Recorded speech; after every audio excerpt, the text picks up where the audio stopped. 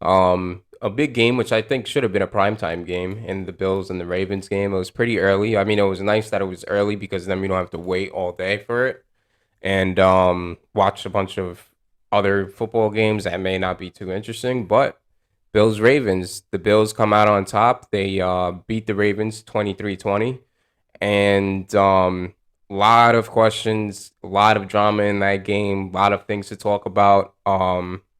We could get into it first with the whole should they may have kicked the field goal at the end of that drive in the fourth quarter, 4 minutes left to go, or do they do what they do and play it aggressive with Lamar and just put the cards in his hands and let him just go to work.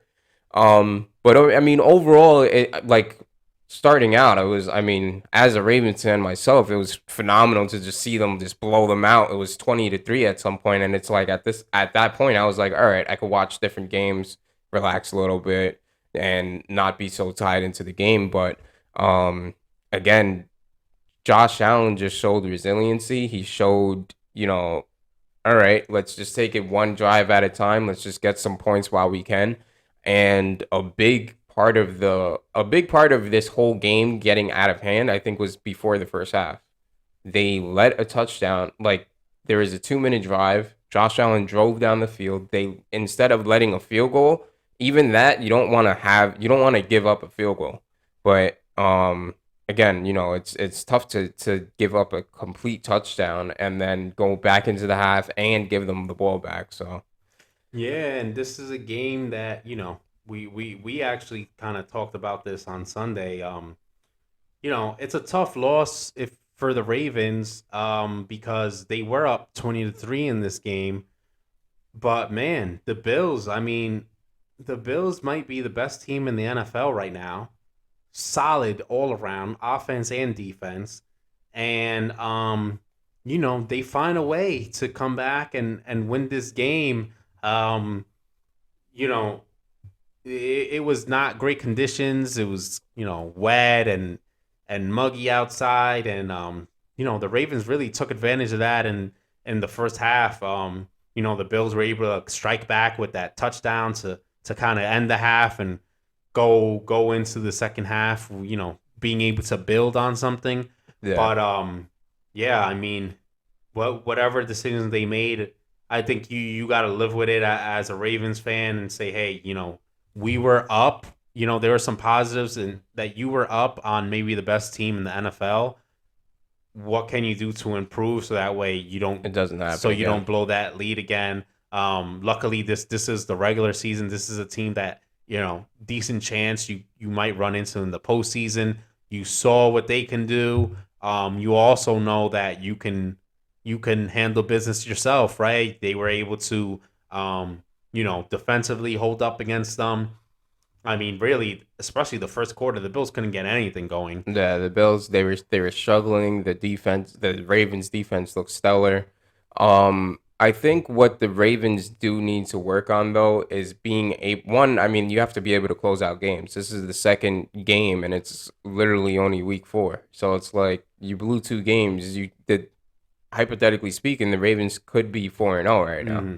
Had they not blown that game against the Dolphins, and had they not blown this game, and it's like outside of the whole decision at the end of the game, whether you go for a field goal and you trust your defense, or whether you put the ball in Lamar's hands and you let him get to work. At the end of the day, it shouldn't have come down to you guys don't put up any points in the fourth quarter. You guys don't put up any points at all once it's the second half, and it's like, I mean, again, it's hats off to the Bills defense, but I mean, it's kind of unacceptable if you want to be a Super Bowl. If you want to be a Super Bowl contender, you can't just go Yeah, blank in the second you can't half. you can't do that, especially when you're at home. And my thing Um, is like you have Justin Tucker. You're 9 times out of 10 you're gonna make that field goal, and Harbaugh spoke about, and it's kind of annoying that Harbaugh is getting a bunch of flack because it's like he's not. At the end of the day, you want to trust your quarterback, you want to trust your offense, but he wanted to do the right thing. He wanted to put the ball in Lamar's hand, let him make something happen. Didn't happen. He stepped back like maybe 20 or maybe 15, 20 yards before he made a throw where it's like he had a clean pocket, could have stepped into the pocket, maybe ran it in, or like which is what he's more comfortable with, or make the right pass. But yeah, I mean just take the points. Take the points, trust your defense. Although they haven't been playing great in the second half, that's something that you have to really like just put a staple on it. Like, all right, like he's shown time and time again he trusts Lamar.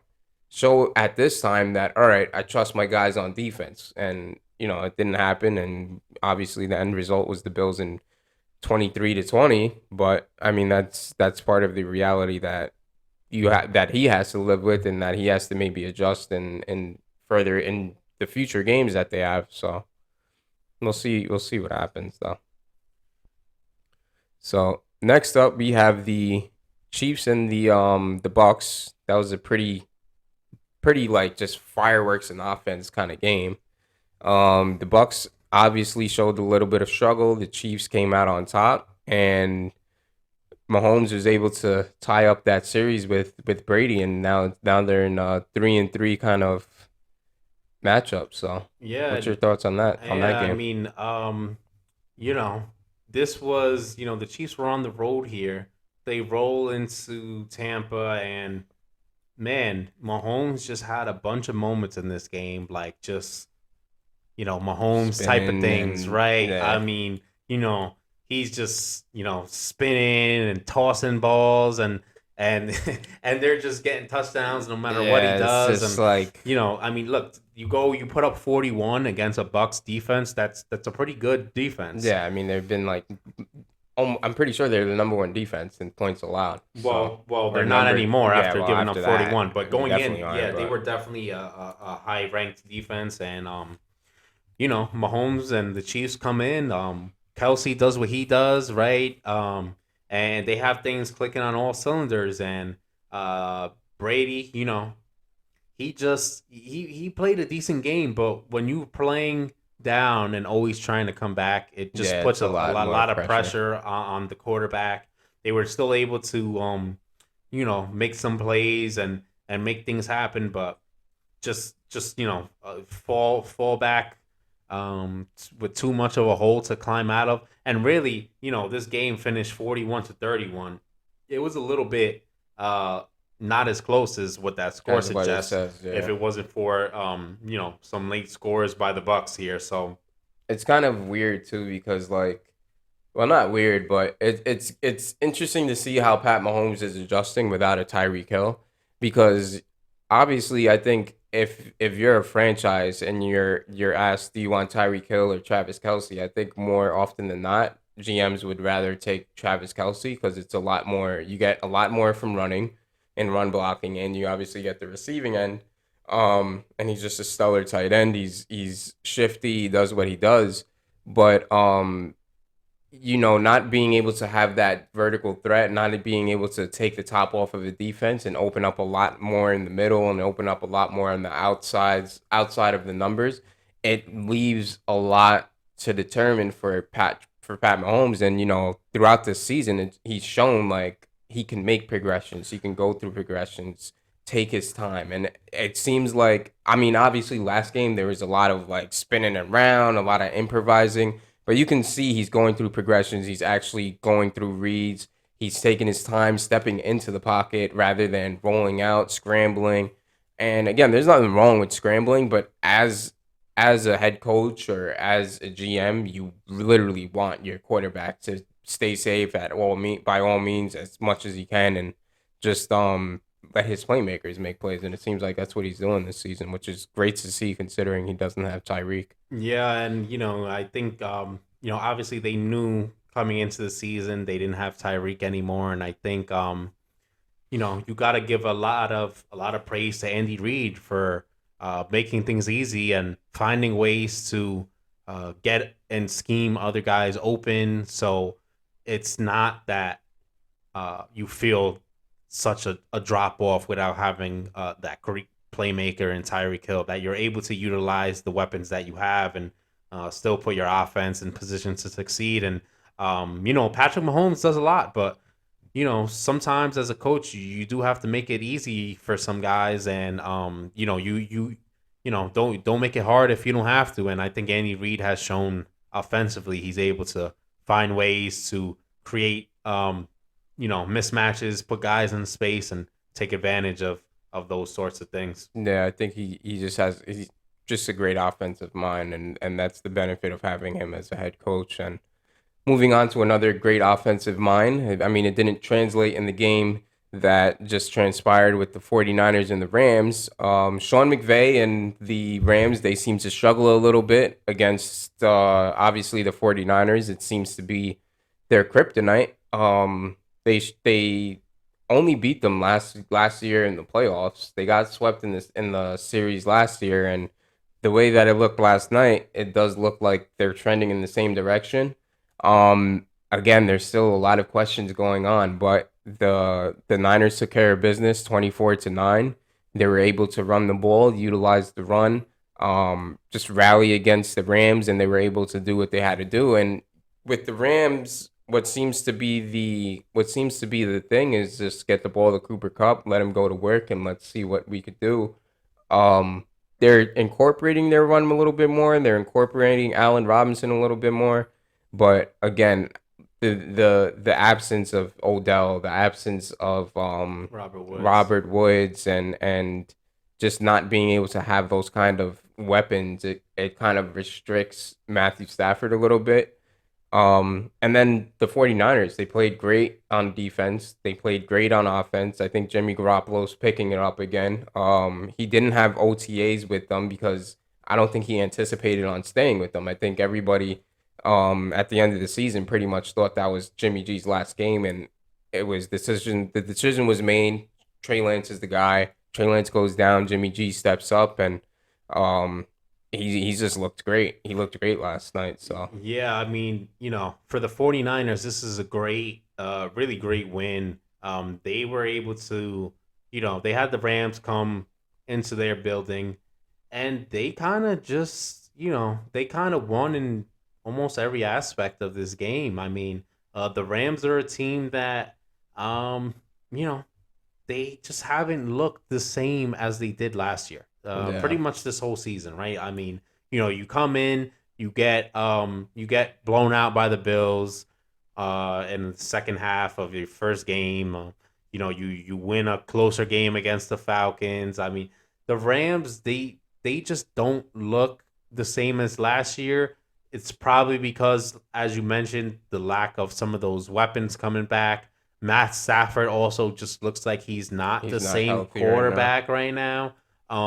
We saw him throw that pick at the end of that game, Yeah, that was and just McVay was like, said something along the lines of, "Did you forget?" Like almost like if he wasn't supposed to throw that pass in that situation, like he was supposed to either check to something else or go somewhere else with the ball. right. And you know, but what's funny is going into this game, I looked at the stats this year, and I looked and I see the 49ers, you know, one of the best defensive teams.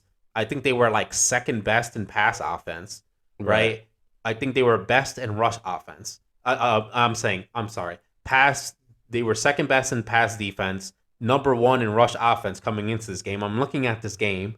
The Rams don't run the ball, right? They Yeah, haven't been effective all year. And a team that's supposed to be one of the more prolific passing offenses hasn't they really really been. They're haven't more been middle that. of the pack this year. So I was like, oh, this is kind of a no brainer. This seems like at home, the 49ers should take this game and win it no problem. And that's exactly what this That's turned out exactly to what be. happened. And, like you said, Jimmy G looked good. You know, they had a over under Jimmy G pass yards.